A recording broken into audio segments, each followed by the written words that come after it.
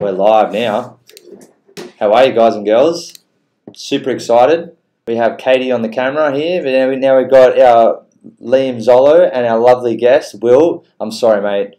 I didn't get your last name. You're going to have to say. All I heard was just from Cornwall. My name's Will Tregonning. Tregonning. That's a good last name. I like that last name. Do people screw it up all the time? Yeah. It's Tregonning. I struggle with it too. Yeah. Oh, man. You should see me. I got Zolo as the last name. Everyone thinks I'm... Zorro? No, I'm not the masked hero at all. No way. I wish I had his skills. Or her skills. I'm not, Gender neutral. Gender Thank neutral. you very much. their skills. You called me a legend the other day, and I said, I think that's legendary. Legendary. Or is that a generic term? Generic I term. think it's gender neutral. Yeah. Gender Legends. neutral. Anyone I can like be a that. legend. Super excited to have you in, Will. I'm you. excited because I think this is fascinating, the decriminalisation of drugs. We're going to go through it, but it needs to happen. I mean, have you been campaigning with Richard Branson, or is it the same campaign as Richard Branson that he's trying to move as well? Yeah, there's definitely a link. I mean, Richard Branson's been very active, people might have seen, internationally as well, and more recently in Australia, advocating for kind of complete reform of the global drug policy system. He's been involved with the international organisation, the International Drug Policy Consortium, that has done a lot of very high-profile lobbying around the world. And he's brought a lot of his, he is like a brand machine, right? That's what he does. Yeah, that's right. So he's brought his huge profile to it. And then more recently here in Australia, in particular with an organisation called Uniting that is connected to the Uniting Church, and they run the injecting centre just down the road from us here in Sydney's In King's Cross. Yeah. And they've done a really interesting thing in the last few years. Just, I guess, driven by their experiences running the centre, they saw a need for law reform, including the decriminalisation of use of all drugs. And so now they took that to their congregations and engaged in a long process of dialogue with their people, who eventually endorsed. So this is the church part. They endorsed decriminalisation of drug use, as well as the policy around expansion of access to treatment services. And so then Richard Branson's been involved in campaigning with Uniting, as has my organisation Unharm. We did some big events with them this year. It's been a great year in the movement, a real sense of building opportunity, and certainly the involvement of people with Richard's kind of profile helps a lot. Yeah. So that's going to be huge for a religious faculty to actually take that and run with it, because usually, they're the ones that push back on drug use and the decriminalisation of it. So, the decriminalisation of it. So that must have been a huge win. Definitely. It's really important shift and really exciting. And they've also demonstrated a lot of leadership in engaging with other faith communities to encourage them to join them in their campaign with some success. There's about more than 50 organisations that have signed up as supporters of that position, the essentially decriminalising drug use and expanding access to treatment services. And yeah, still certainly some needs. I won't go into too many details, but there are certainly some religious groups where there's more work to be done to bring them on board. But there's also a really strong argument, especially like when you get down to it. Jesus was someone who looked after people, including some of the most unexpected people in society. For example, he was friends with a prostitute. And he was very supportive of justice and, actually also really focused, if you think about it, on healthcare. He often healed the sick, right? Yeah. And so there's quite a strong link between that idea that there's a need to shift away from an approach based on punishment to one that's based on supporting people's well-being. It links quite closely with the Christian tradition, not necessarily the formal positions of all the churches, but certainly there's a core there that is very aligned with that work. And how did you start it? Like, what made you think, I'm going to start doing this work? Doing this work, because I think it's creating fascinating. Creating Unharm. Yeah, well, I guess my experiences start as a teenager. I have this really distinct memory of catching the bus to school. It was in 1995, and it was like the last days of the Sydney rave scene. It was getting pretty messy by then under the pressure of dodgy promoters and a lot of police detention. The drug market had changed. Look, it wasn't a part of my life, but nevertheless, a friend of mine handed me the headphones to his Discman on the bus on the way to school. It was playing a happy hardcore mix. I don't know if you know what that is, but as a 15-year-old in 1995, it sounded fantastic. Basically like a house music genre, very sped up, rapid, like samples, and pretty cheesy. Not something that appealed to me now. Like a Wild, you know those Wild? Very much like Love that. those. Wild Very FM, much wasn't like it? that. Wild. Oh, Indeed. Wild 11. Yeah. mixed skits. And so, by the time the bell rang for class that day, I was still staring into space thinking like, whoa, holy shit, there's a whole other world, This seemed to represent some kind of cultural phenomenon that like seemed really appealing and attractive, but that I knew nothing about. So when I left school, age 18, the club scene became a big part of my life, and using drugs like MDMA was definitely a part of my experience especially that context, as well, of course, as other substances, but certainly cannabis and MDMA, were part of some of the best experiences of my life. Yeah. Also, at the same time, like is the case for very many people, like I had, one particular friend who had an anxiety condition and an addiction to benzodiazepines and, like a habit of going missing on a big night out kind of thing. And so, like I said, for many people, but the risks and the positives were always very present. But one thing I was really struck by around that time was that there were people who I would bump into in the clubs or bars, people that I'd been to school with. I came from a relatively privileged background, One of the things that really surprised me in bumping into people I went to school with, I was like, oh, holy shit, a lot of rich kids take drugs. And that I thought was something that it wasn't what I had expected. It wasn't the kind of story. I mean, to be honest, as a teenager, I hadn't paid a great deal of attention to it, but it was different from what I thought, from the stories that I had kind of heard about what drug use looks like. And that really struck me. But it wasn't until maybe, many years down the track, so I'm approaching 40 now, the club scene, unfortunately, is a smaller part of my life than it used to be. About 10 years Especially once you have kids, right? Most definitely. But about 10 years ago, I moved to Sydney's King's Cross. And it's changed a lot now, of course, but like one of the things that's really striking in the Cross is that, especially at that time, you see that this phenomenon you hear so much about when people talk about drugs, the street, right? That's the phenomenon of poor and marginalised people's drug use. Yeah, definitely. That's who you see, on the Cross, on the streets, on the street, being searched by the police. And so being searched by police is, associated with homelessness, lack of access to private space. Rich people like me can afford, there are many home delivery services for drugs. Wealthy people don't buy drugs on the street. They don't consume drugs or sell drugs on the street. And it means that there's this huge inequity that is so present, like when you see it every day. And there was one moment that really struck me, which was walking past McDonald's, and there was a man sitting on the street outside McDonald's. He had all his possessions spread out in front of him in this huge fan and 2 cops standing over him, searching through everything, looking for drugs.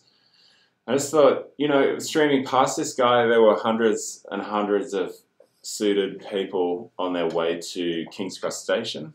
And I was a researcher by this time. I'd seen the data, right? Like I knew that the majority of those people would themselves have committed exactly the same offence that this man was being searched for. And yet, like me, like the police they turn a blind eye, right?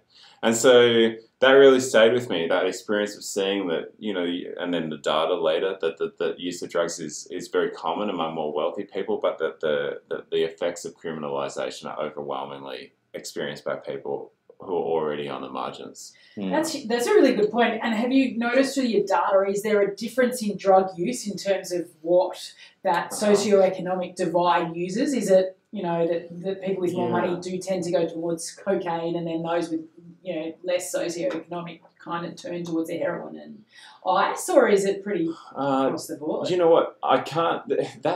So in Australia, we have this thing called the National Drug Strategy Household Survey. It's like phenomenal, right? I mean, if you're a research nerd, which I kind of am, it's one of the most methodologically robust surveys in the world. So we know more about drug use in Australia than most countries would, which is why when Australia shows up near the top internationally in terms of rates of drug use among population. But I think that's partly just because we actually do a better job of finding out what's really going on. So there is data from that. They don't publicly release the different experiences based on wealth in terms of particular drugs, but they do talk about other things. One of them is there's some really unexpected stuff. The more wealthy you are, the more likely you are to have lifetime experience of the legal use of drugs, right? It's also correlated with tertiary education and employment. So all those things correlate with being more likely to have illegally use drugs, which is completely the opposite of, I think, what's the common perception. Yeah.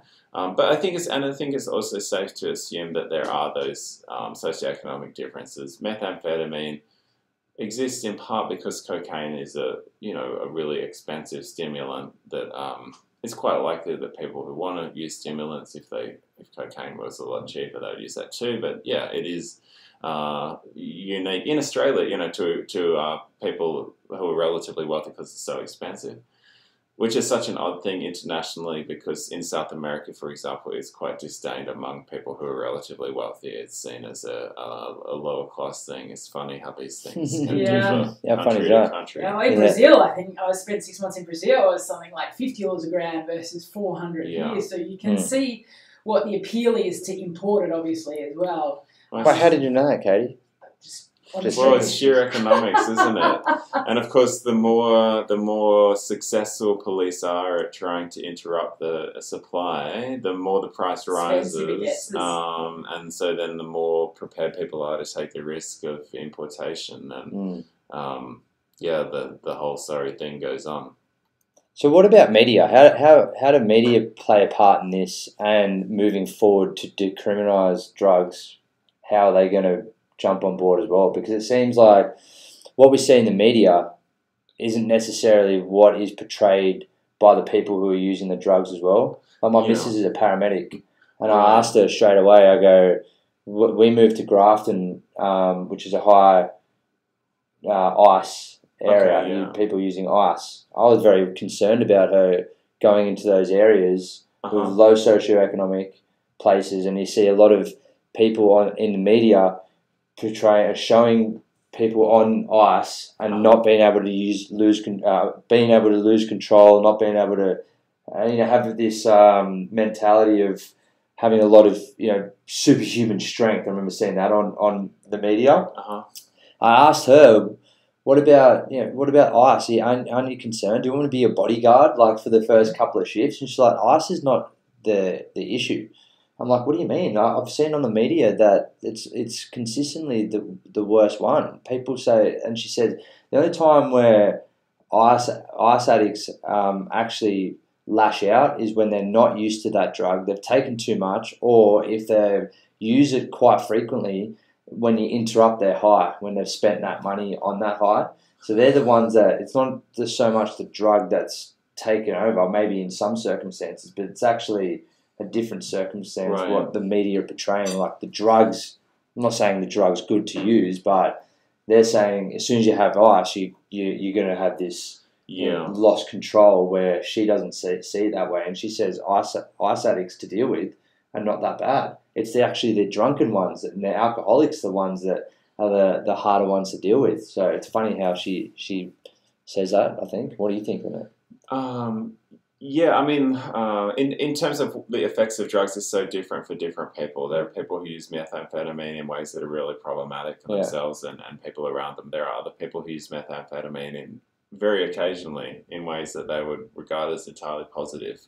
The most common frequency that people report, so on that survey I mentioned before, when it does ask about, for example, what drugs have you used and how often do you use them, most often people say that they use methamphetamine a few times a year, right? Really?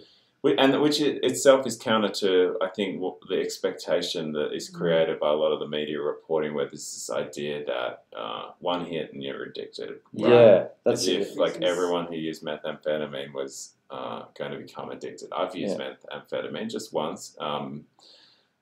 Decided it wasn't for me. What is it? Just like a extreme high, or just extreme energy, or what is it? Yeah, I'm not actually sure that we're allowed to broadcast that, but yeah. It does get into some great area. But let's just say people have reported to me that the effects are a strong stimulant, a very a strong sense of sort of a clear euphoria. It doesn't have the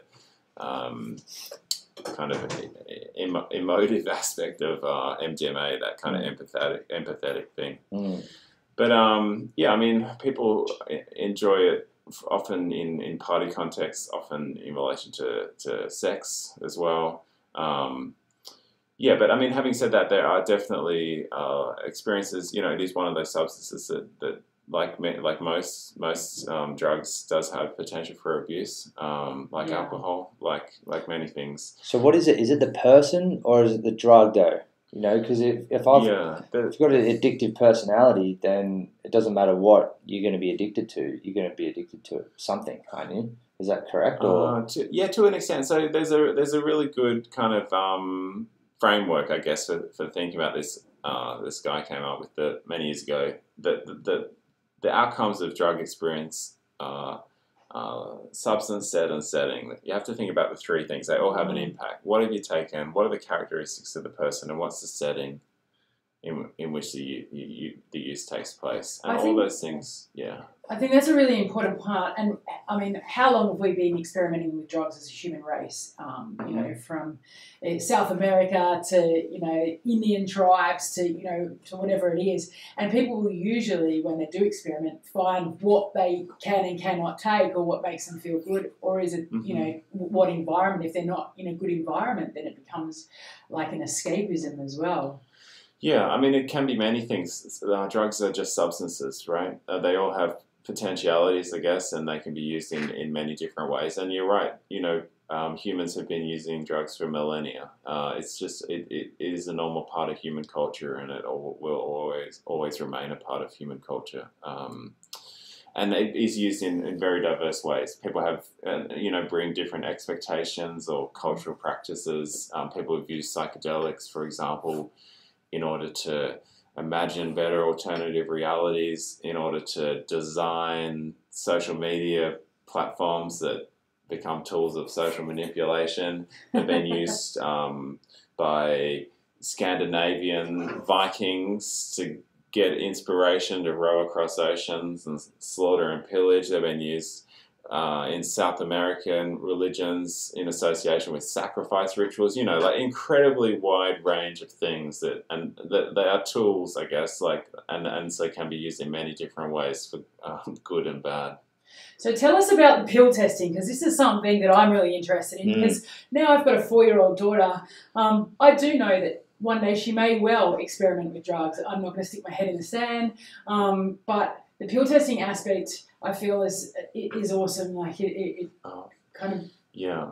Please tell our viewers why, how, where it's already being done. Yeah, it's really having a moment right now, which is great. It's something I've been working on for about 4 years now, and I think it's really begun to emerge. Of course, it was Australia's first trial in the ACT earlier this year, and a real growing sense of momentum. It's been really exciting to see. Should I say tragic? It's the media attention always follows another death,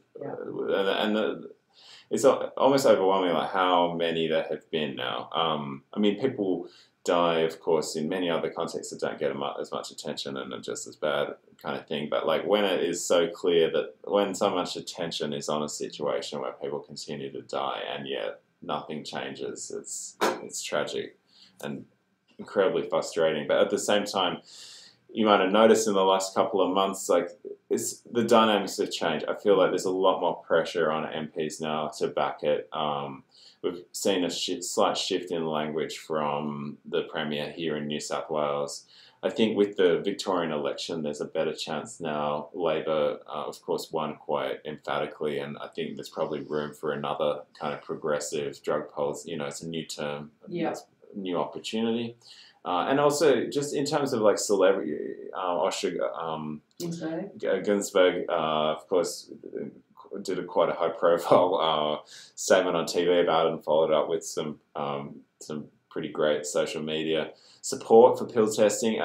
There have been other examples where people are now beginning to generate content supporting pill testing in this organic way, and that's building the momentum and pressure. So I think we'll see a breakthrough, which is great. How does that work though? Like you say you're going to a festival, and then you got the coppers on the outside with the sniffer dogs, and then you get them in, and then you're getting them tested. Like how does that? So ideally, how do you not do something illegal again, and then? Like, does that make sense? Like, how does that work? Like, you're going through. Was there an agreement with the police in Canberra? Is that how it works? Yeah, absolutely. So and then there's the other piece about how the actual testing works. But in terms of how it works, like from a policing perspective, the thing is, drug safety testing or pill testing is only one. It's one important strategy that's a part of a kind of holistic approach to keeping people safe at festivals. The other, and what it does is eliminate some of the most dangerous substances from circulation. But there are other pieces to keeping people safe, which is that people take some responsibility for themselves and the people around them. And then the other one is about the environment. So it's that same thing, right? Substance set and setting. Yeah. So you got to get the environment right. And part of the environment is about creating a sense that if people are in trouble, they're going to reach out for help. Yeah. And one of the really concerning things that we've seen recently are cases where, and I won't name the festival because I'm not sure about the implications of that, but for example... Podcasting, you can say whatever you want. Okay, yeah. An Australian festival that's had 3 deaths now and is one that frustrates me the most. And one of the things that really struck me about the most recent death was that it was so this is a festival that communicates to its patrons that they have a zero tolerance policy for drugs and that anyone found in possession of illegal substance will be handed over to police. And police also bring what has now just become commonplace in New South Wales, a highly intense aggressive policing practice at the entrance to the festival. And what then happened with their most recent death was that the person died alone in their tent. So that was someone who had been having trouble at the festival, had consumed illegal drugs. I'm not sure what. That's another problem. We never find out till very, very much later, if at all. But he in that situation had taken himself off to his tent, and I think one could suspect that a fear of being handed over to police if he presented to first aid was part of his decision to go back to the tent. And that's especially this same festival most recently had about half a dozen police stationed outside the first aid tent, which is just like crazy. It creates this sense of threat. And I mean, it's compounded by the fact that entering the festival, it's a fierce situation. Like it's intended to terrify people out of using drugs, right? The reality is people continue to use drugs. We actually have 2 great surveys from Australia in the last year that show that it's a majority behaviour at electronic music festivals. Most people are legally using drugs, tens of thousands at any one time. So this claim by police that, they kind of say, 150 people tried to bring drugs to the event. With about 1,500 each on their bum. Like when they're talking about the drug detection operations, it's as if we caught them all, right? And so it creates this. But the reality is that it's still a very common behaviour, and the way that people have responded to having these high-profile operations is just to take drugs in ways that are more risky. That's right. Taking them all before they go to the event, panicking, and taking them all at once when they see the operation. Out of fear, not a good decision, but a decision clearly driven by fear, and that, for example, has directly contributed to a death here in New South Wales. And it's just tragic, and it is, you know, a real mistaken approach. I think over the last few years we've seen an increase in the intensity of policing at the festivals at the same time as we've seen an increase in the number of deaths. And what I mean by that in terms of increase in intensity is things like adding strip searches to the operations. So about 4 or 5 years ago we began to see that that became a common practice for New South Wales Police to strip search people for drug possession offences. Now it's hundreds and hundreds a year. It's probably contravening the law. The law's a little bit ambiguous, but it's almost definitely illegal, given that the offences are generally possession offences, and in fact most people don't get found with drugs. These are, you know, things that create terror, right? Like people who talk about experience of being strip searched, it is not to diminish like other forms of sexual assault, but like there's a sense of trauma that you hear in the stories of people being told to squat over a mirror, you know, completely naked in front of uniformed police officers. What? So that's that wasn't around when commonplace. I was going to festivals. No, that is commonplace at New South Wales music festivals now, and it's combined with levels of policing that have become absurd. You know, the number of police to patrons is seems to be at a level that is designed to create a financial burden for the festivals to basically put them out of business. So, and the fact then that there's so many police, they all look for something to do, so they're all there participating in these drug detection operations where people are corralled into narrow spaces so that the dogs can sniff them. There are regular reports of people just being grabbed and searched regardless of any indication by the dog.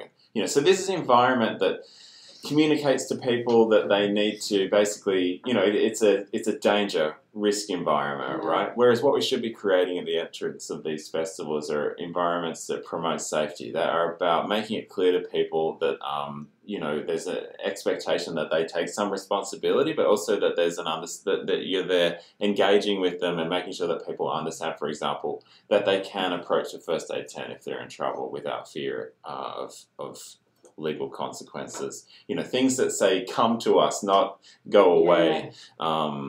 And so a shift in policing practices is going to be really important alongside drug safety testing. Now, so what happened in ACT and what made it possible to do the testing there is that the use of illegal use of drugs is almost in effect decriminalised in the ACT in practice. Police recognise, just like our national drug strategy recognises, that arresting people for drug use isn't in the social interest. It's not in people's health interests. It's not a good thing to do. Economic interests either, It's not right? an economic interest either.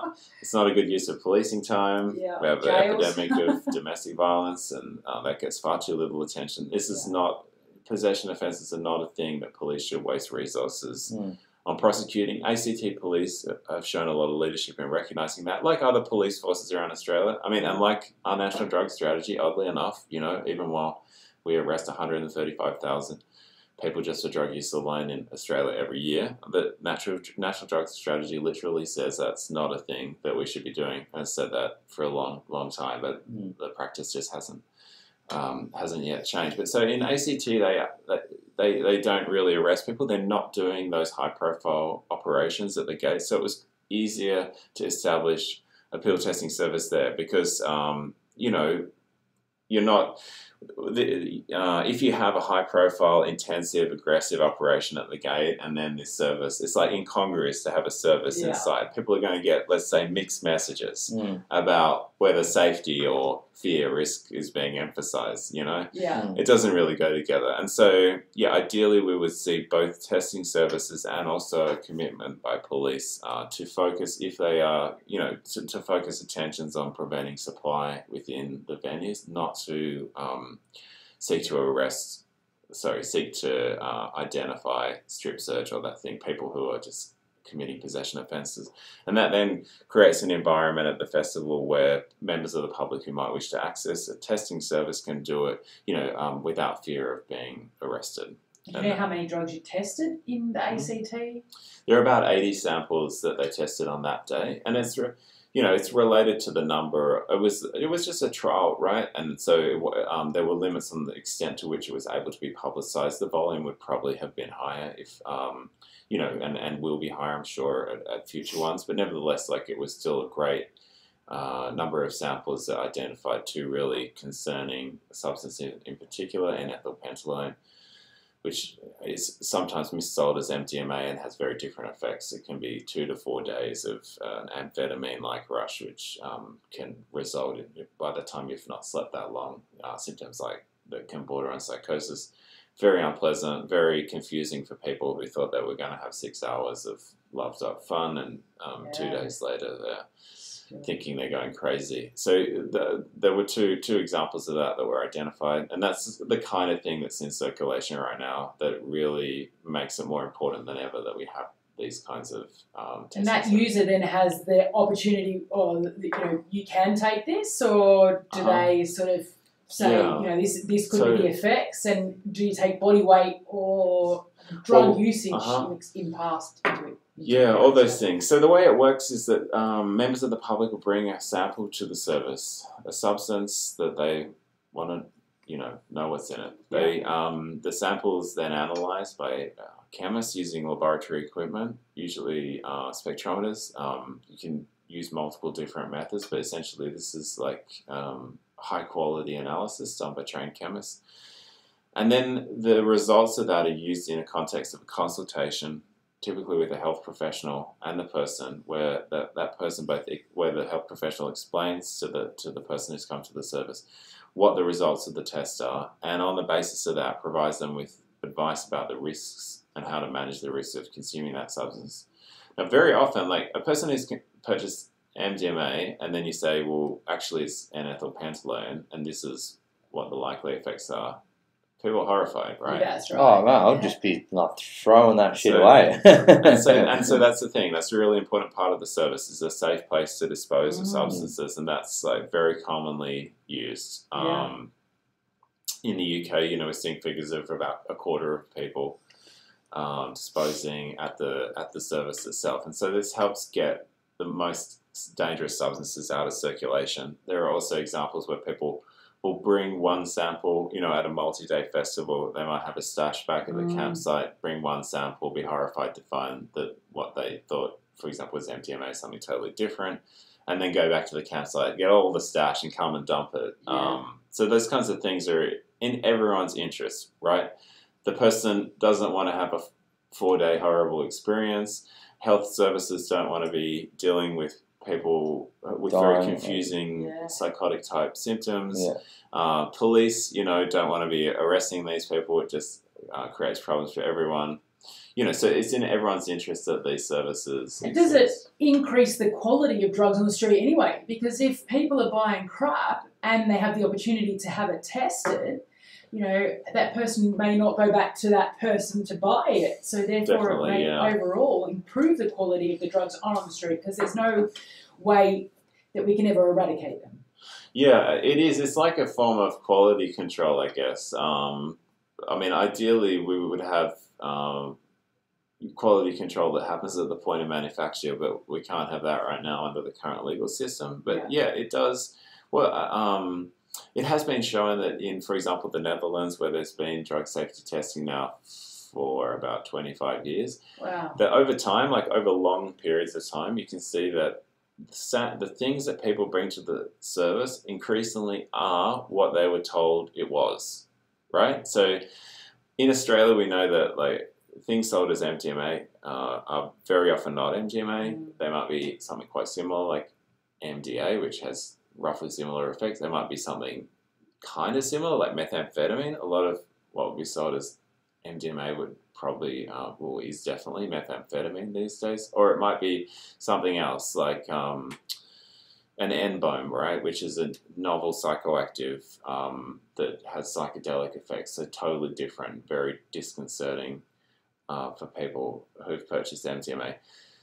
So right now we know there's a huge amount of that contamination, and no one ever knows, right? Like whomever a person might have bought drugs from might have provided some sort of verbal indication, but maybe the dealer doesn't even know, right? And so that's a really dangerous situation, because that means that no one can make a decision based on actual information about what should have at-home kits. Home kits, yeah. Could you well, have they exist. They exist. You can do that. You can get reagent test kits. They're available from internet retailers.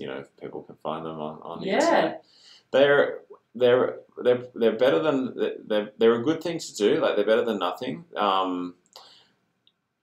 It's a fairly crude kind of technology compared to like modern technology. It's basically 19th century chemistry. So what you do is you get your substance or whatever it is you want to test, and a good reagent testing process will use about 5 different chemical reagents, which are chemicals. They come in little bottles.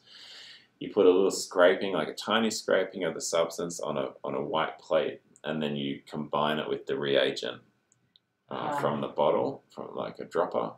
And then the way that you do the analysis is by comparing the color that the reagent plus substance turns against a sheet. You have a sheet of paper. If it's marquee reagent one combined with MDMA looks like a purple black color, and so you can read off. And if you do multiple tests, you can be increasingly confident because you can get like from a second reagent, you would look at. Okay, it'd be white or green or whatever. So there's it's better than nothing, right? Yeah. And can be really useful, for example, in identifying some things that are in really trace elements. But at the same time, a good service would be using modern technologies that can do really precise analysis and also identify mixtures, right? Like sometimes if you've got methamphetamine combined with something else, MDMA combined with an MBO, that kind of thing. That's a real concern, and reagent test kits are not particularly good at identifying that. So do you think one day hopefully with decriminalisation, these testing kits will be available in public places? Well, they are now. You can buy them in shops and stuff like that. Reagent test kits are not illegal in Australia. But better ones? You know what is going to happen is this like everything, technological disruption. There'll be an app for that soon. There'll be an app for that. There's been one recent attempt to develop a device, like a consumer device, like a piece of analytical equipment that is like a plug into your iPhone type thing. It had a big crowdfunding campaign. It hasn't been as successful as people hope, but the technology is evolving so rapidly that it's only a matter of time before, and it won't be next year, but in the next 5 years, I'd say, before someone develops a consumer level, highly accurate piece of technology that we will see people. It won't be cheap, but it'll be accessible, and that's just going to change the game totally. We're not there yet. You're going to your drug dealer with an app in your phone, plugging it in. Improving quality. Show me that MDMA, mate. Everything else, you want to know the quality of the product you're buying, so why not? Yeah, exactly right. Hold them accountable for 100%. I think they won't sell shit out of that. That's right. They won't cause deaths as well. So. Yeah, and like I said, like they often wouldn't even know what the substance was, and I guess there would be some people who had no commitment to the well-being of the people they were selling drugs to. But like the idea that, but in other cases, people would actually be interested and care and have some kind of ethical commitments to doing the right thing by people. Yeah. They might not phrase it like that, but. Do you reckon there'll be initial, I don't know, the lack of a better term, shitstorm from the people who are distributing the drugs as well, though? Like, if they're held accountable, that's one of their main sources of income. Selling these drugs, and they're selling crap. And then, we have these at-home kits, and we're bringing it to these dealers, and that there's going to be some form of conflict there in a negative way because they're selling crap, so that they're going to lash out as well. Do you reckon? Is there any fear there, or the thing is, it's like there's not necessarily anyone on their part to lash out against. For example, like drug testing, and they change their behaviour, right? So, as an example, in the Netherlands, there's been drug checking, like I said, for a very long time, and it just means that people who are involved in the trade have changed their practices. Like they've, in fact, gone too far in the direction, oddly enough, of producing MDMA pills that are stronger than they should be, based on an effective dose. So dangerously high purity. But yeah, there's not like there's no great business model in sort of intimidating your customers Yeah, using a shitty product. I don't think. So buy this product. Yeah, but I mean that whole decriminalisation and safe use of drugs is, going to change the dealer approach to it. I'm sure as well. Definitely, yeah. Yeah, it's interesting. So, one of the countries that has the most high-profile examples of decriminalisation is Portugal, which removed criminal penalties for the possession and use of drugs, only possession and use, in 2001. And they did a bunch of other stuff as well, especially increasing funding for the treatment system. Yeah. But they left everything else intact. So they still have prohibition for production, sale, all that kind of stuff. So they still have a wholly illegal market. Whereas, of course, in the United States, you've got a situation where in now about 5 states they've got, and Canada and other countries around the world, they've got fully operational, legal, regulated markets for cannabis. Yeah. And where it's operating well, I think it seems to have just almost wholly supplanted the illegal market in cannabis.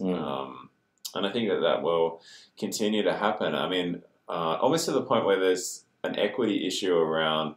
People in the States have begun to point out that it's quite problematic that a lot of the cannabis businesses are run by wealthy white people, whereas, quite honestly, it used to be much more of a neighborhood retail. Yeah. Retailing that essentially it was a very decentralized network, as in everyone was like in the hood. People, yeah, they're like subcontractor type things. Yeah. Everyone was involved in the trade, and so it meant that then the access, people did actually literally access, and still do, of course, access income that way. And one of the risks is that of course now this is like a redistribution from often poorer black people who've overwhelmingly been incarcerated in the United States for cannabis offences. A shift of wealth from those communities to the white wealthy communities that never experience the negative effects of criminalisation to the same extent. Is there another fear as well that if there is decriminalisation of drugs, then all these people incarcerated, they'll be starting to have more, I don't know, lawsuits, or they'll be pissed off. They'll be like, I want out. I mean, or is it wouldn't the fact, you be, right? Or is it the fact that they've done something illegal before that bill was passed? It depends. So. Yeah. So in California, they've been really good about making sure that there's retrospective pardons for people who were criminalized under the previous legal system, and that is unquestionably what should happen. In Australia, it's a little bit different. We don't lock people up for drug possession like they do in the States, where it's very common, and people actually can serve quite long prison sentences only for possession offences. If you have enough offences in states, for example, that have 3 strikes laws, people can end up with huge prison sentences. In Australia, most consumer offences are dealt with either directly by police or through courts processes. People don't often go to jail. There still are a few hundred in New South Wales, but for example, but yeah, it's not quite as big a problem as elsewhere. But it's still an issue. There's still plenty of people who have experienced all sorts of other negative effects from criminalisation, lost of job opportunities, impact on relationships, impact on mental health, the financial loss of having to defend yourself in a court case that should never have happened. All these things do have real impacts on people's lives. It depends as well, I suppose, where you get caught in the world. I've read marching powder, and that's a true story. You've read that, obviously. I haven't read it, but I'm aware of the story, yeah. So, I'm not. It's a drug runner who's run drugs between Bolivia and London, gets caught, and he gets thrown in Bolivia and thrown in a Bolivian jail, and it's a free economy once you get into the jail. So you don't get a bed, you don't get meals, everything within the jail you have to purchase. So the drug users who have no money get thrown into this environment where they are left literally to die because they don't have any money to buy food, they don't have money to buy a bed. Whereas the drug dealers, who still have a whole lot of money on the outside, have got lavish, huge, bring their families in, set up shop, So I suppose it depends in the world where you are. Again, is that these drug users who are actually addicted are left with nothing, and the people who are making the money are left to live in. Yeah, it's not quite so bad here, but it's not good either. Like, there are so many people who are in prison right now in New South Wales for reasons that are related to, an addiction. Yeah. Just like there are people who are in prison for who have acted out based on untreated mental health issues. Like, that is disgracefully common, and the level of mental health treatment, well, I don't know if I should make too many comments. Anyway, there is an opportunity for much better mental health treatment in prisons. But with drugs here in Australia, similarly, there are people in prisons who are selling drugs on huge scales. So it's one of the easiest places to buy drugs in our societies is in prison. There's an active drug market in every Australian prison. And which is, shows the impossibility of ever eliminating drugs from a free society if all our prisons have active drug trades. Of course, there's all sorts of cultures of violence and whatnot associated with that. For other people, it's probably just like something that helps pass the time, and it's maybe not problematic except to the extent that they might rack up huge debts during their prison time because the prices are very inflated and people are often able to purchase, on credit and then leave jail with huge debts. But yeah, there are absolutely people in our prisons who are making, I'm told by well-placed sources, incomes of $30,000 to $40,000 a month. A month.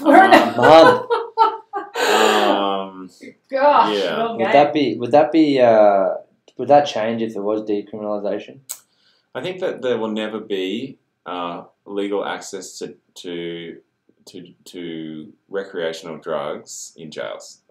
So I think the jails thing's always going to be demand and supply, pure forces. Yeah, and in fact with prisons, it's just getting harder and harder to police because people are smuggling them in. Like with every drug market, becoming more and more sophisticated. Yeah. You now often can't send postcards to prisons because eventually prison authorities worked out that people were soaking the postcards in, even substances like cocaine can be liquefied and paper can be soaked. And then that's a postcard that's worth $20,000 or something like that. But, so there are all these white drones, everything you could imagine that are being used and will continue to be used. But I mean, in terms of how it happens outside of prisons in wider society, it will change radically the way the whole system operates, and like in Canada, in Canada, but also in the United States. One of the things, a big benefit for government is that it turns this complete untaxed economy into one that actually starts generating revenue. You might have seen Victorian MP called Fiona Patten has just said she's going to introduce legislation in the Victorian Parliament to legalise recreational cannabis. Wow. I heard projections that it would generate about $200 million a year in tax revenue. So there's a substantial income that the governments are missing out on right now. But aside from that, from the perspective of people who are purchasing cannabis, one of the things that changed with legalization and improved regulation in the United States was that people started doing quality control, right? And what do you know? Even on cannabis that was being marketed as organic, there are high amounts of pesticide residue and mold spores, things that are really harmful to consume. And anyone who's had experience purchasing, sort of mainstream hydroponically grown cannabis here in Australia may have had the experience like I have of a buzz that isn't the cannabis, and it's from pesticide residue. It's like a inhalant type buzz, like a terribly harmful kind of, what is a substance that is relatively safe if used, moderately? It turns into one that is much more dangerous when it's covered in pesticides because some indoor grow operation got some massive spider mite infestation, and what they decided was that they'd just bomb the whole thing. That's what happens right now. There's no quality control. That's right. So it improves it for consumers in that health respect. Of course, also it makes the market much more diverse and probably interesting for consumers too. But it does other things, for example, from the parent perspective of a parent, it makes it more difficult to access cannabis. Like right now, it's quite difficult to purchase alcohol if you're an underage person. There's been a whole culture shift around that. But also, some quite strict enforcement of retail regulations. And so now it's quite often the case that it's easier for a young person to buy cannabis than alcohol because, once a person has decided to become a retailer of cannabis, like there's no rules, but once you've decided to break the first rule, it's not like there's a rule against selling to people who are underage. In particular. So it will actually help make the retail more controlled and much safer from that perspective too. Do you think we've actually gone backwards? Because we saw in the 80s and 90s, I think it was, the methadone program being brought in because of the high usage of heroin. And now, so we made that a legal form of a drug. It has quality control. We control on how much usage, where you take it, etc. And now we're saying, but marijuana is illegal. We can't, you're not taking MDMA, you're not taking ice, you're not taking, because ice is obviously one of the biggest epidemics we're seeing at the moment. I think maybe. Well, it's declining. Yeah, it's declining. It's declining. Kind of over. No, it's not over. I shouldn't be flippant about that, but it's certainly declining. Yeah. Be cocaine, wouldn't it? Especially in the eastern suburbs. Yeah. Well, there has been a trend towards increasing cocaine use in Australia over the last decade. But if we had been able to control that ice usage, if we had been able to monitor what was going into it, like we did with methadone. Right. Would it not? Yeah. I mean, one of the other things is that there was this massive shift in the stimulant market in Australia about 10 years ago. When people used to purchase amphetamine, it was called speed, right? It was a powdered amphetamine.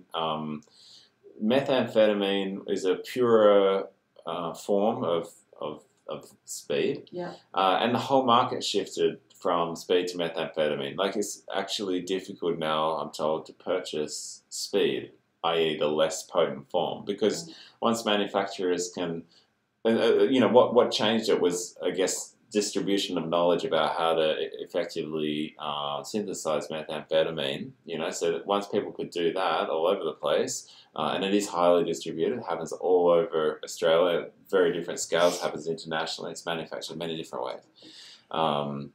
They, once they're able to produce something that's at a purity of like 90%, like why would you want to produce a less pure substance? So it means that then the market becomes more the substances that are available are the purer forms, just like heroin, right? Like we shifted from opium, smokable opium, or oral forms of taking opiates, and then as prohibition came in, the market shifted to heroin. So, when did you ever hear about someone smoking opium? Like, it's not available, right? Yeah.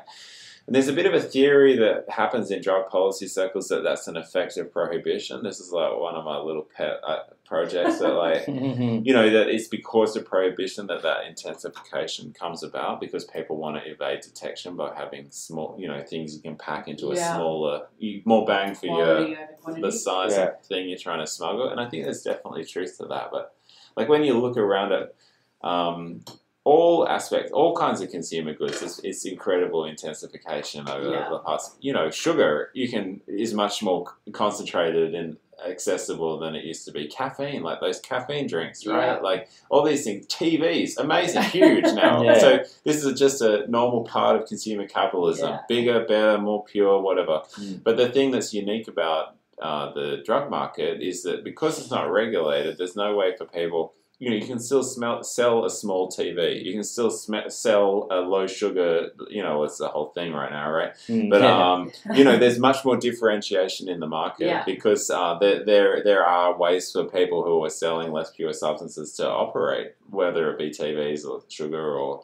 But when it comes to cocaine, when it comes to the amphetamines, there's no incentive, I guess, for people to offer anything but the really pure thing that's more convenient for them. So wasn't MDMA actually used for psychiatrists originally? It's being used now. Again, there's been a huge sort of resurgence in the interest and also in research that's being done in using MDMA and also some of the psychedelics for what are essentially mental health or other health treatment.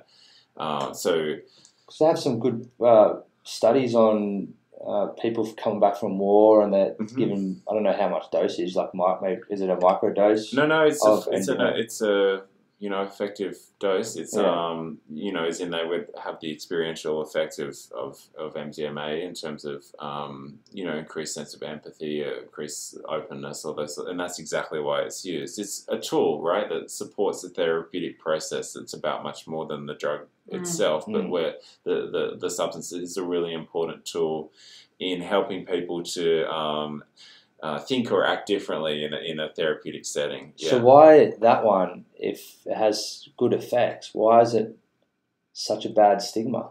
Well, simply because it is a drug. So many things. I don't know. Yeah, Is it's it crazy. It's the usage as well, right? Because they're saying the same thing as ketamine. They're now saying that that's effective for PTSD because it blocks neural receptors. So yeah. In that instance, and it's used in medical procedures as well, like anesthetic, is it? Alongside anesthetics, if you had surgery, you'd get ketamine. Right. I think my partner is allowed to takes it, to put up with me on a permanent basis. She needs it. I think they use ketamine for patients as a paramedic as well, as a pain relief. Yeah, and don't quote me on that, by the way. When you often hear from police that they'll say things like, "There's no safe level of drug use," or these things, all this stuff about how MDMA is completely unsafe and you roll in the dice, Russian roulette, all these kinds of analogies or metaphors or whatever that have become really commonplace. I mean, the reality is it's completely fabricated. It's completely dishonest. MDMA is now at the start of a phase 3 clinical trial in the United States for post-traumatic stress disorder. So phase 3 is when obviously you've gone through the other 2 phases. It means you're doing clinical trials at scale, and that all the appropriate agencies, the FDA, all the regulators in the United States have approved MDMA for use in a clinical trials context to give to veterans experienced post-traumatic stress. Are we getting that trial? Not yet. Not yet. But it just shows that this is a drug that has been approved as safe to use. It is a substance that, like other substances that are used in medical procedures, has some risk. Like people do. There are problems associated with just about every drug that is available from a pharmacy or your supermarket. But in terms of risks to benefits, the ratio for MDMA is really good, and it's been recognised. That's not just some crazy kind of 4 a.m. at the rave idea. It's something that's been recognised by US regulators, and so they're really very supportive of its use in research context. And it has always been the intent of MAPS, which is the organisation that's driving that research in the US, that the path that they're on is through challenging the perceived immorality of MDMA use through showing its therapeutic benefits, and then using that to help build the case for broader legal regulation of MDMA, including for recreational use. How far out are we? Yeah. 20 years, 30 years, 5 years. So, I mean, the clinical trial should start, I think it's starting this year. I think that they've actually, Rick Doblin, who runs MAPS, has been talking dates recently. I think that and I can't remember exactly off the top of my head, but I know that they anticipate that prescribable MDMA is, from memory, about 5 years away. And I think then it becomes a little bit all just speculation, but I think his predictions around recreational in the United States are in the 15-year kind of range. Yeah. It's a fair while. How much old is that? No. One of the I'll have a 10-year-old kid by then. Yeah, that's right. One of the other really interesting ones is the use of psychedelics. There's been a huge resurgence in the use of psychedelics. LSD and psilocybin. Psilocybin in particular, because LSD has a particular kind of cultural. There's some problem. Things got a bit crazy in the 60s, and it gave LSD a bit of a bad name. So, and psilocybin can generate quite similar effects for people, for example, experiencing depression, or one of the really interesting ones is that psilocybin is shown to be incredibly valuable for people who are having existential anxiety at end of life. So a palliative care patient has found out they've got 6 months to live. Obviously, that's often quite distressing for people. Conventionally, in a palliative care setting, the way we'd treat it right now would be zonk them out, benzodiazepine, something like that. Yeah. And that's not something that people, it doesn't contribute to them. It's not a good thing, basically, to be doing. Whereas then with psilocybin, 1 dose of psilocybin, psilocybin, or magic mushrooms, people might be more familiar with them that way, it snaps people out of a particular way of thinking. It's like a kind of a refresh. It brings you out of what are kind of habitual thought pathways, one of which is strong attachment to the idea that your ego is is the core of it. Exactly, right? And then it often enables people to have a sense, and people are also kind of primed in ways that encourage them towards this, to have a sense of the universe, being part of a universe that's bigger than themselves, in a way that enables them to be much more comfortable with mortality, because they understand that life is flow and you're just on one particular stage of that journey through the flow. I want that, because you know what? Unfortunately, my uncle passed away from cancer the year before last, and watching that was a horrific process for his family, for our family. Seeing me on psilocybin mushrooms was a horrific process as well. Just throwing it out there. But you know, if they had that at the end of the life, that's not if good. you had that at the end of your life, I mean, it is somewhat. I mean, I used to say, just put me in the lounge room, give me a bag of Coke, give me, give me a fridge full of alcohol. Yeah, I don't know. Let's have a good party. Exactly. I reckon Coke might, in that stage, send you off a little faster than you hope. But one of the things is that the psychedelics have these really interesting effects in that they enable people to think differently, not just in the moment, but also in a way that then carries on. And so for example, with some of these palliative patients, they'll see effects that might last for 3 or 6 months, which is totally extraordinary, and the effect sizes are huge, like much bigger than you would expect. Clinical trial, when people invent drugs, and we have this whole sense that like pharmaceutical drugs are like quite magical, but often the effects that they have are really tiny. Depression medication is a good example. That's what I was going to ask you as well.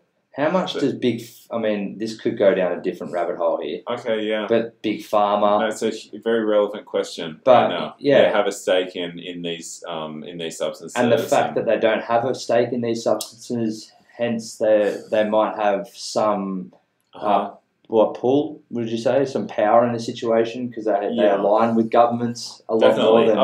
And that's not just like speculation. In the United States, opiate manufacturers have been involved in funding opposition to medical cannabis legalization, because quite often people use it to manage chronic pain conditions in ways that means that they've then replaced opiates, which isn't good for the profits of opiate manufacturers. So they've funded lobbying against largely, thankfully unsuccessful, but this probably has held back progress in a lot of states. So that's a real thing. One of the other concerns is around alcohol manufacturers. They also have a stake in being in what is kind of like a monopoly on psychoactive drugs. So that's the only, aside from tobacco, the only recreational psychoactive drug that's kind of socially sanctioned. And I think it's almost inevitable that we'd see replacing of alcohol with other substances. Imagine an MDMA bar. Yeah. Well, exactly. And it would be a lot cheaper, right? There'll be no one punch happening That's at right. all in King's No. Cross You know, or any of that's- those areas. Don't you think? Like, Oh, definitely. And in fact, that was the thing that police used to say around the time when there was that sort of transition from alcohol cultures to the music festival thing about how you could congregate like a large number of people in public spaces, yeah, and everyone would just get along. Yeah, You that's get along. right. I mean, I spent I've never my s- youth in gay bars because that's Okay, yeah. what we knew. Good That's vibes. what Yeah, good good vibes. vibes. Nobody was punching each other, and yeah. Yeah. everybody was happy. So I was having a good old time. yeah. Yeah, definitely. And that's why it's sort of ironic that police are both telling people that using these drugs is terribly unsafe, but also basically maintaining a monopoly for another drug manufacturer that, not to be like, I think alcohol gets maybe too much of a bashing. It has its own uses, but, Again, essentially, in what situation you're using yeah, it, how much uh-huh. you're All using. those- And Yeah. is it can cause more harm than there's more, isn't there 15 more? people die every day for alcohol-related causes who- in Australia. Who's Yeah. ever died from cannabis? No. Direct. No. Just Just, smoking well, I mean, cannabis. it depends. Yeah, basically, no one's overdosed of Over, cannabis. that's what I mean. Yeah. No one, is anyone ever Right. overdosed? No. I mean, yes, many people, but they haven't died. Yeah. Yeah. Very unpleasant, yeah. but it's not But they haven't. Yeah. terrible. It's not tragic. You might be seeing Um, ninjas or something. Yeah, or just feeling bad on the couch for a while. Yeah. But, Sinking. yeah. sinking in the Yeah, can. and then I mean, when you get to substances like psilocybin, it's there's an interesting study that a UK academic, a guy called David Nutt, who's an interesting character, very senior. David Nutt, Yeah. N-U-T-T. He's a professor. He was the most senior advisor to the UK government on drug policy until he was fired because he wrote a paper comparing the risk of horse riding to MDMA. And it was based on actual epidemiological data, as in, he wasn't just making it up. He said, based on the data, look, horse riding is more dangerous as a recreational behaviour. The government, we're not interested in that. Not interested in that. And, the tabloid newspapers got onto it and he got fired. But it sort of led him to become more activist, I guess, in his career. And now he does a number of things, a lot of them including like research with psychedelics. But one of them was a study where they got a whole bunch of experts to rank drugs based on social or personal harm. And what was really interesting about is that you got substances like alcohol right up the top in terms of harm, and then a substance like psilocybin, like almost no one, is a bit like cannabis. You can certainly have experiences that are very challenging and that need to be well managed, that can be like really troubling for people. But typically, okay, yeah, That was too much. Amsterdam, too much. first time, 22 years old. 10 mushrooms. You're meant to have a few mushrooms. They Yeah. said that's the good thing about going to Amsterdam. They're saying if it's your first time, take a few mushrooms, let it settle in, and then take a few more and Yeah. then see if you feel good. Yeah. Over the process. But you, Not But me. me, the the whole thing. box straight There's away. another thing as well. You won't do because that again, right? No, but it's that's an it. extreme But the- behaviour because of the prohibition factor here. As soon as you have access to it, Well, And just going into that shop though, I find it fascinating going into those shops, and even recently going to Portland, Oregon, Okay, yeah. and going to a cannabis shop. uh-huh. I've like walking in, going, "Oh my god, I'm doing something wrong. I'm gonna get arrested." And you're walking out with a bag full of substances and it's Right. just very open. It's like, what experience do you want to have? Have you had anything before? They're qualifying you if you've never Yeah. had it before. Yeah. Yeah. Has anyone ever done that in an alcohol shop? Oh, have you ever drunk before? Okay, maybe you should have a hip flask. No, just take mid-strength beer for you. mid-strength That's- beer for you. It's just, no one's ever done that. Like Yeah. I find that's that's true. more of a progressive Right. recreational drug because they're qualifying you. Yeah. And, There is basically. like a culture. Yeah. Oh, that's really interesting. Does that make sense? Yeah, So, there's like a culture of like wanting to promote safety that just doesn't Yeah. really translate into alcohol. You're No. right. No one ever goes, just not a 6-pack, just get yeah, one. get one. Get one. You're 18, just You're like 18. Yeah. Start on No, a West it's- Coast cooler. Yeah, definitely- start with it's like, start no, with cases are on special, mate. the Get a case. case. Get two, mate. Yeah. You get 2 for 1 right Yeah, now. most Like, definitely. there's no way you're going to do that in a Yeah. cannabis shop. Right. They wouldn't let me do that. No. And and I think like what They didn't let my friend do that. So. there are other things that about alcohol that are really weird that you probably wouldn't see. For example, advertising. Like drugs shouldn't be advertised. I don't think it's crazy that. So with tobacco now, tobacco's no longer advertised, but still, you watch the cricket, like there's an ad for alcohol all the time, and I think it should be a principle of, for example, a recreational cannabis market that they not be advertising. You don't want to encourage people. Drugs don't need any marketing, right? Like and yet at the moment, that's exactly what we got for alcohol. Yeah. Shouldn't be, it should be. So it shouldn't be across the board to promote something, because do you think it's more of the fact that it's been so long since we've had alcohol as a legal form, so it's just accepted now? Yeah, definitely. It's just part of the culture, and different cultures have different practices. And yeah. So what I find fascinating, is there any drugs that you find that shouldn't be legalized, like cocaine? You mentioned cocaine shouldn't be legalized. Well, yeah, not legal. Well, yeah, I mean, yeah, maybe definitely. that's a wrong choice of word. Like cocaine could be quite addictive to some people. Or is it the same as ice, or is like any drug? Yeah, is it drug a drug, or is it there's more drugs that you should be thinking? The thing is, careful of if we covered off like the basic categories, people want stimulants, opiates, and then the empathogens like MDMA and psychedelics, then all the other more obscure things, I think there would be very little demand for. Mm-hmm. If you had like cocaine, an opiate, MDMA, maybe an amphetamine and psychedelics, that would, I think, just cover off the majority of the market. Whereas what we have now is a situation where, because of prohibition, there are chemists that are constantly synthesizing new molecules to try and evade what's been banned, right? And so it's crazy now. In Europe, where there's got the best monitoring, they see sometimes something like 100 new substances emerge onto illegal drug markets each year. And that trend has been increasing in recent years. And these are like really obscure things with no history of human use, that often have really concerning effects.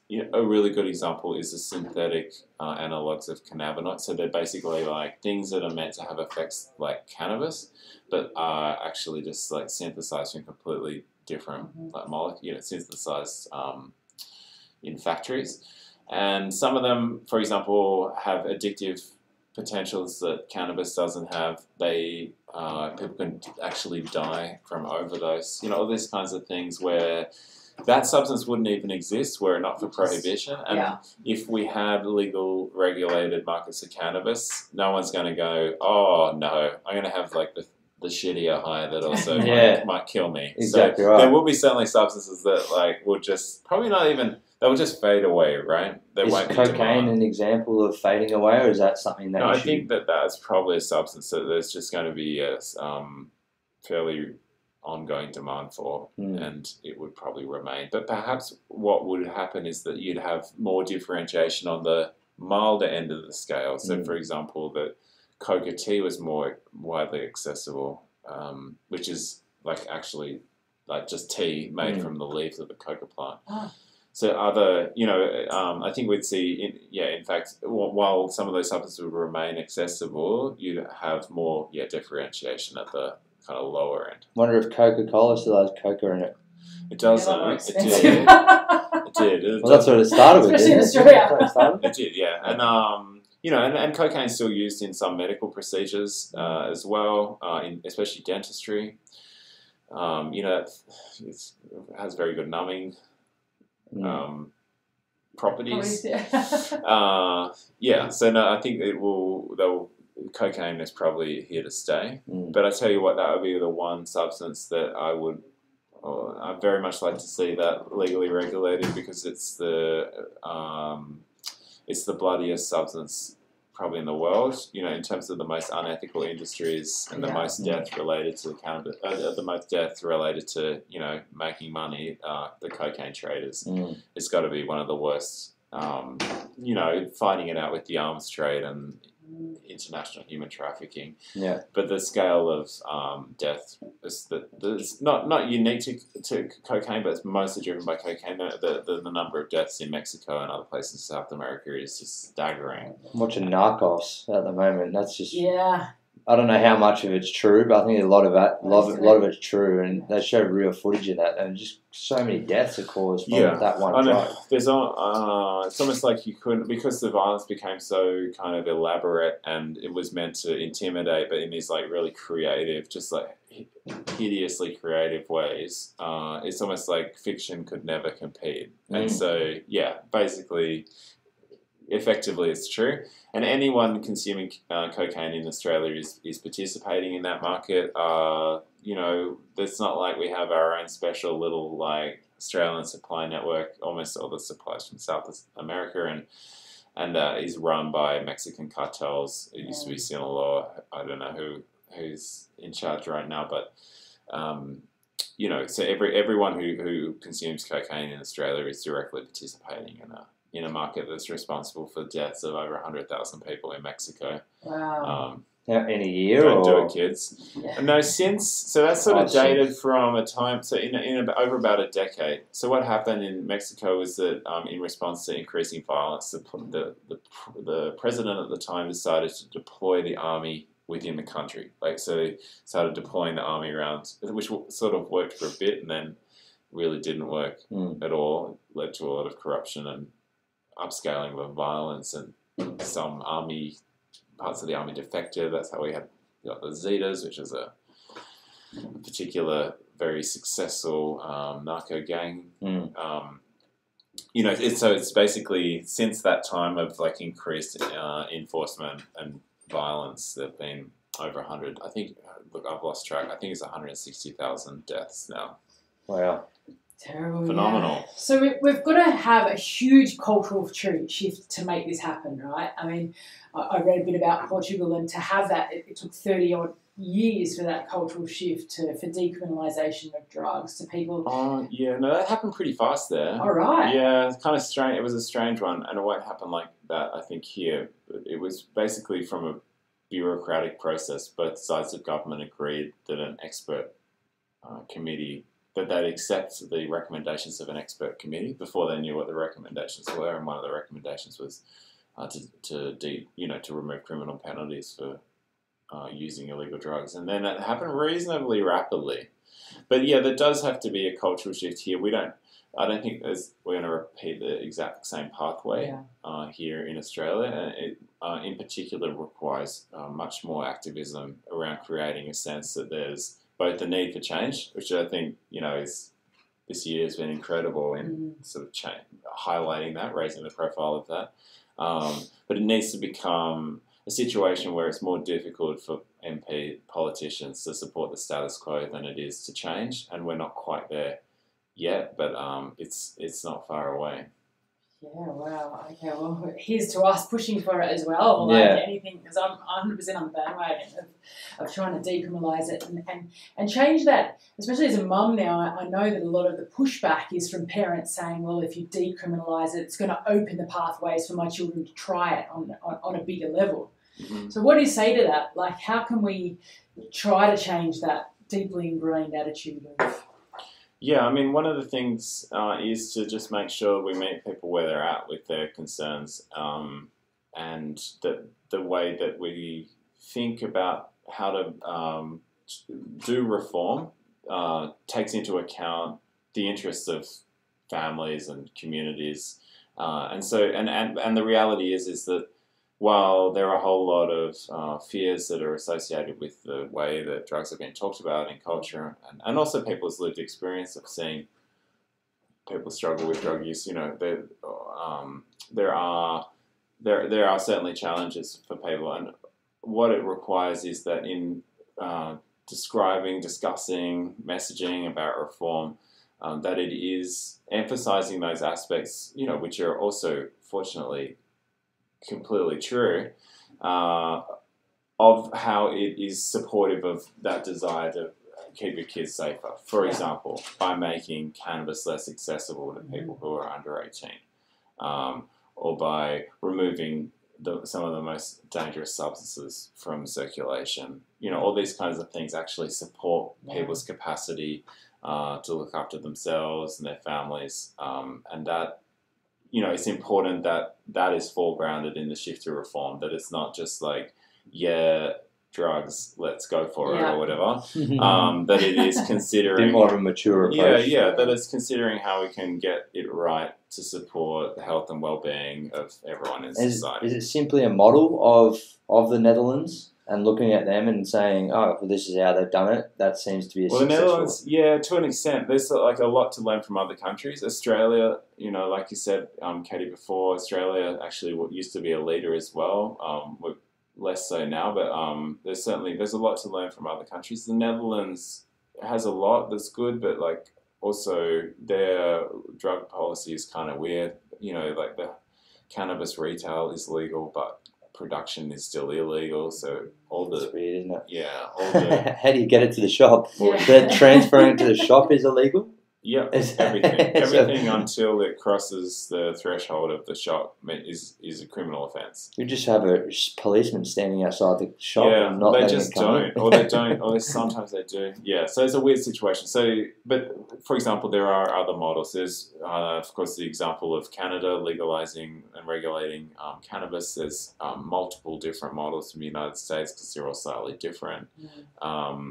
There's also other countries in Caribbean, South America that have moved away from approaches based on criminalization. There's a lot to draw on. This is not like uncharted territory now. It's just they're really good, clear models and also models that have shown a lot of success, whether it be with Portugal, for example, in reducing rates of drug-related death or blood-borne virus among people who inject drugs, or increasing participation in treatments. You've got great effects there, or whether it be in Colorado, where, of course, you've generated immense amounts of tax revenue that have then supported education and health programs. There are these examples now where it's not just like a pie-in-the-sky idea. It's an actual, much more concrete thing with clear both pathways to follow and benefits that are not imaginary. They're actually real and able to be discussed and shared, and that's really shifted the whole game, which is great. Wonderful. Well, thank you so much for your time. So much. Where can our viewers and our listeners now find you? So one of our main channels is on Facebook, facebook.com/unharm. You can also join our mailing list at unharm.org. Those are the best ways to get in touch. And look out for the next festival. What an insightful conversation. Yeah. Super excited about we're having someone that's just really pushing forward for things like this and speaking about such a taboo subject like decriminalising drugs. So thank you so much for your time. And as Katie said, did you say see him at the next festival? Does that mean you're going to be at the next festival? I won't. Not anymore. I was going to join you. I might join you. It's just the recovery. I can't do that anymore. We could all be there, Emily could be there as a paramedic. Yeah. Could have Will there as doing his drug testing. And then we'll just be there as innocent bystanders. Excellent. Thank you so much for your time. Been a pleasure.